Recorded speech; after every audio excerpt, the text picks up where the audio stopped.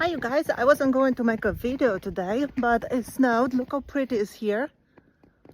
Lots of snow we got last night. And I'm walking to my barn right now because we are going to make a photo of these pears that I got over here. These pears are about to become a pear tart tonight, so I figured might as well photograph them before they get eaten. So we're almost there. Look how pretty it is. It's so quiet. My kids had snow day today, so no school for them. And I don't get snow day, I get to work. Let's go make an image. Hello my friends, today we will be photographing still life. We will photograph pears. We'll take this image over here. Let's get right into it. I'm shooting with my Sony 7R4. So the lens, it's a Sony 90mm macro lens, and I'm shooting tether and capture one as usual. I have a table that will be the base of my image, and let's bring in a background.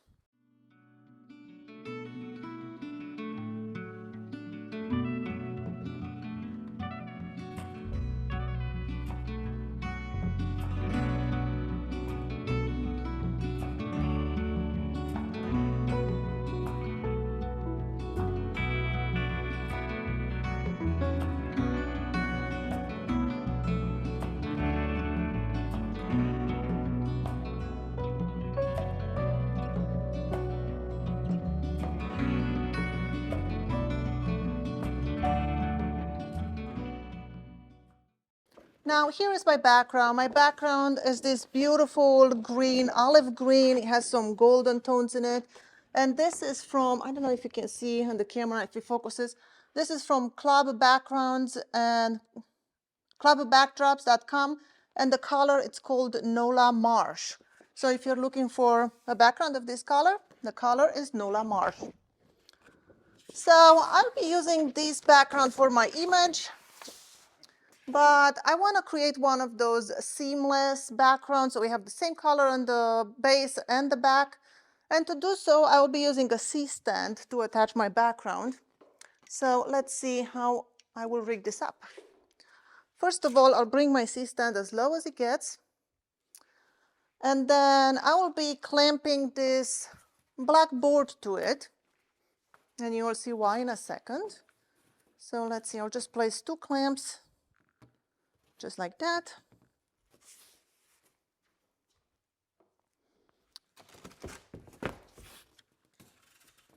And then I will slide it down into my C-stand. Great.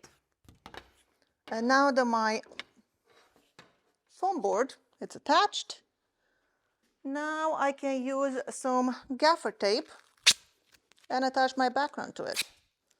So let's see.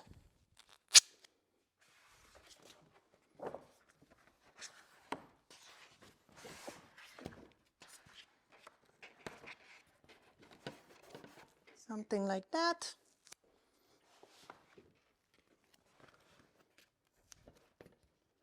And then something like this.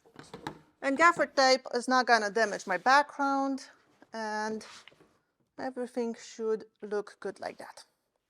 Great. So now that we have the background set up, let's bring in something that we can put our pears on. So what can we put our pears on? I could use some of the cake stands I have, but I think I'll use something else. First of all, let me just tell you, when I go to the store and buy pears for my photography, I always stand them up in the store, make sure they stand up on their own. This one doesn't want to stand up so well. But they have to stand up on their own, and I'm also looking to make sure that they have a full stem because that just makes them more pretty. So I'm not sure which one we'll be using. They are a little bit wrinkly because they've been sitting on my kitchen for the last 2 weeks. So I might go with those 3. But let's go get a stand for it.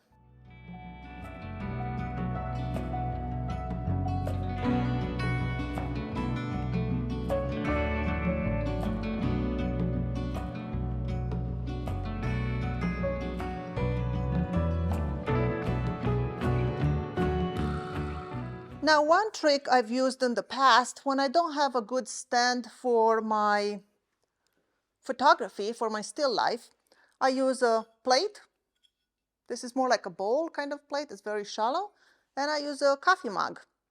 We all have this in our kitchen, and if you turn your coffee mug upside down, this one's, by the way, I got them from Crate and Barrel. If you're interested, it still has the sticker on it. I don't know if it focuses. But I'll use the plate, I'll turn the cup upside down, and I'll just put the plate on it, and that will make a nice, pretty stand, hopefully. So let's set up our scene. I'll make sure the handle of the coffee mug is behind it.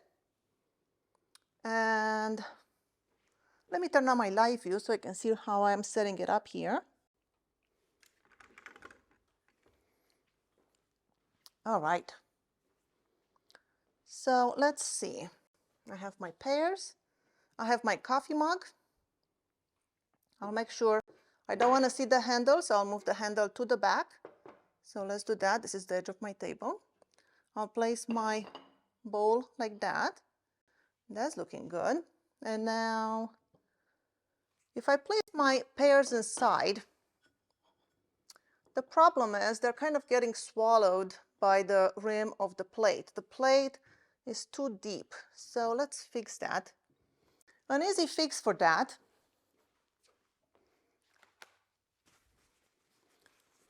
is to take normal paper towels, like from your kitchen. I fold them.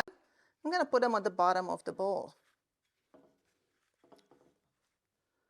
And if I just take a picture like now and put the pears there, you will see my paper and also doesn't look so nice. So let's go get a napkin to make this a little bit more fancy.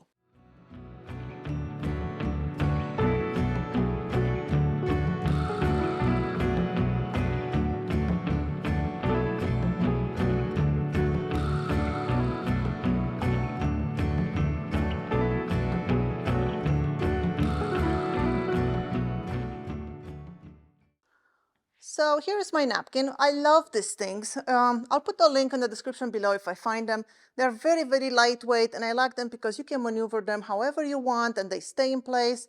Also, they do not need to be ironed. This is the way they look after they've been in a bin for, a few years. So you just take them from the bin and use them. No need to, iron them. Let's see if I fold it in half and then maybe place it somehow. I don't want it to be too folded. Let's see how we can do this. I want it to be somewhat messy, somewhat folded. I'm not really sure what I want. All right. The way I imagine these pears, I imagine two people meeting one person on the street and they're having a chat. So these two guys are facing with their stem towards the other guy. All right, that's not bad. And this guy over here. All right, after playing around a little bit with the napkin, I think I'm gonna leave it kind of like this. I think I could have got maybe a little bit better napkin arrangement, but for the sake of time, we'll leave it to that. Now I'm going to set my composition, so I need to lower my tripod.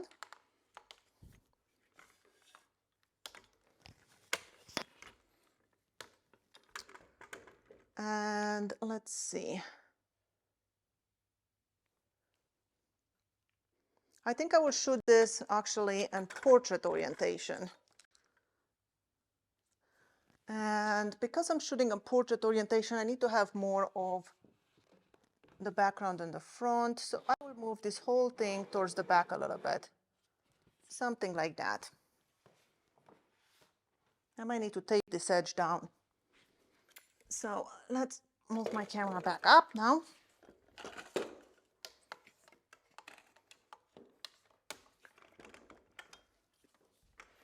And I know that I want to crop this in an 8x10, so that's kind of, I will compose my image with that in mind.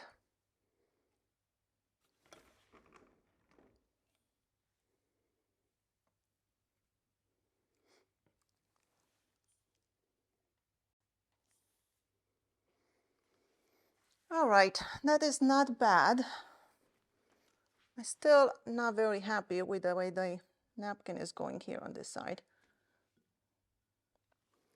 But we'll go with that. And then for the light, I'll be using one Godox AD100 with the softbox. And I'll just be placing this one onto the left side of my subject. And let's see, pretty close. Something like this. The power of my light is 1/8 power. I should, you know what, before we turn on the light, let's make sure that we have a black frame and we have no ambient light contaminating our image.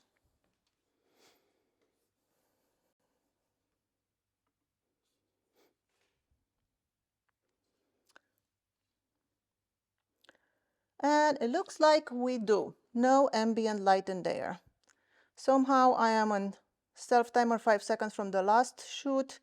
So let's go back to our single shot. All right, now let's turn on the light and see what we get.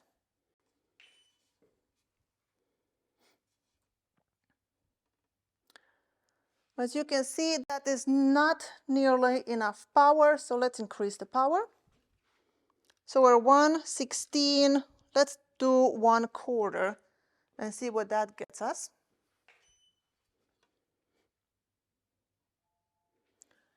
We're getting somewhere, it's not looking bad.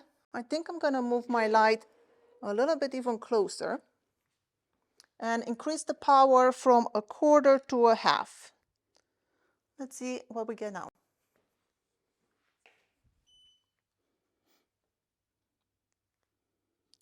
Beautiful. Now another thing I want to do, as you can see, it's pretty dark on the right side, so I need a big bounce card to bounce some light in there. Oops, I just bumped my tripod. Be careful, don't trip on your stuff. Let me find the bounce card. These bounce cards, I love them. They are from V Flat, and you see how they fold like a V? I love them because you can just set them on the table. It makes it really, really easy to use. So this table, it's a little bit small for this, but we will work with it. There we go. Let's see now. First, make sure I have focus. I am focusing right here on the stem of the first pear.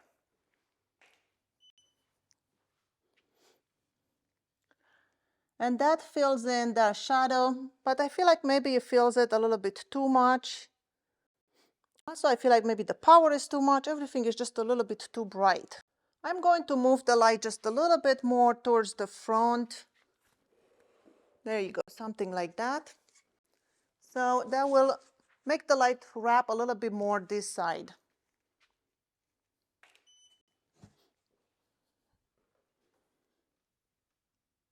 There you go. And our background is too dark now. So what I will do is I will flip this light like this and lower it a little bit. Something like that. Let's see what we get now.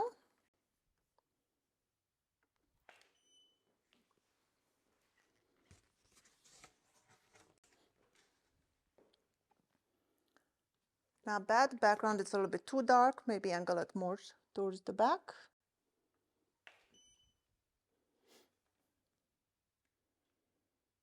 There you go. Now we're getting somewhere.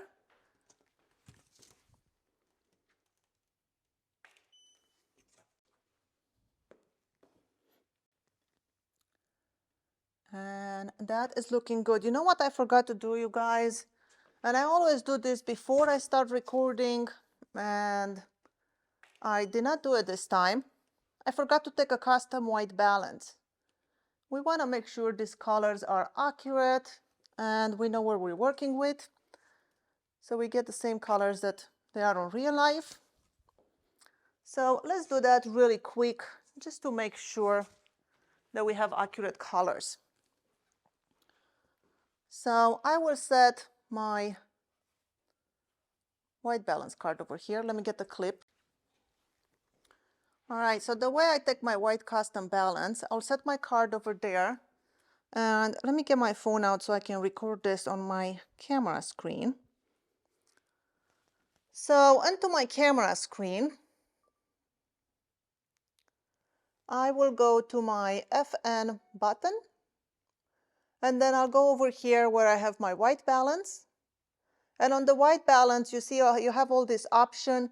I'll go to the very last one, my custom tree. That's the one I have it on. Then I do this right button and to set it. And then I make sure that you see that square is somewhere on my gray card, and push the center button over here. And it gave me some error. So let's try this again.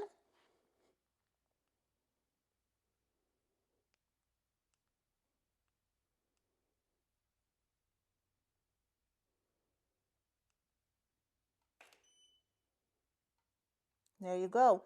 Now we have a custom white balance of 6300 Kelvin. I will do one without the reflector. And you can see our colors kind of change a little bit. This is the before, this is the after. We get the more rich golden tones now in our pears. So let's do one with the reflector.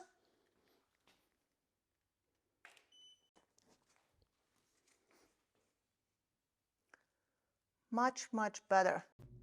Now here is our image in Lightroom, and let's do a quick edit into Photoshop. I want to add a little bit of contrast, not too much, something like that. And then it's a little bit underexposed, so I will increase the exposure to something like that. The highlights, I will take them down just a little bit, maybe 30, something like that. And I want to open the shadows because I don't have a lot of information here. So I will open them all the way to +100. For the whites, I'll add just a tiny little bit of whites, and the blacks, I will raise the blacks up, so maybe like +7, just to give it a little bit of faded look. For the texture, I will add +20, clarity +20. I will add quite a bit of vibrance, maybe around 20, 30. Let's go 30. And then also I will add a little bit of sharpening. I'll keep the default at 40 and hold down Option, move to the right. So I'm only sharpening the pears, not the background. Now, like I said before, I want to make this an 8x10 crop. So let's get our composition here, something like that. I want to make sure that the space in the left is the same amount as the right. So I'm going to bring this corner just a little bit in to kind of center it all out. There we go. Now we need to go into Photoshop and finish our edits there. Command E to send it into Photoshop. Now here we are into Photoshop, and the first thing I want to do is get rid of these blemishes. So I will just take my spot healing brush right over here, zoom in, hold down Z, click 100 to zoom at 100%. I don't want to remove absolutely everything, but just the parts that are kind of, black and stuff. There are two tools that you can use here. Well, there's more than two, but the two that I like to use is the spot healing brush, and also I like to use this patch tool. To use the patch tool, you just kind of like select a patch and drag it to the good area, and I will replace it with that area. So this is quite easy to use. But I'm gonna go back to my spot healing brush and just finish doing that. Not a lot of stuff, just a little bit. And that is looking good. Now, if you guys noticed when I took my props, I forgot to wipe them down, and those props have been sitting there for like a year or so. So look at all the dust I'm having on my background and pretty much everywhere. It's a big mess. So how will I fix that? Well, there's two ways to fix it. There's more than two ways to fix it, but this is two ways that I like to do this. One easy way that I could do, you see the dust spots are white. So if I want to just camouflage them so I don't see them, I can just make a new layer. And then with my brush tool, I can sample a light color, maybe something like this. And then I can change this blending mode on this layer to darken. And now when I paint with this brush, it will only paint on my lighter colors, lighter than the one I picked.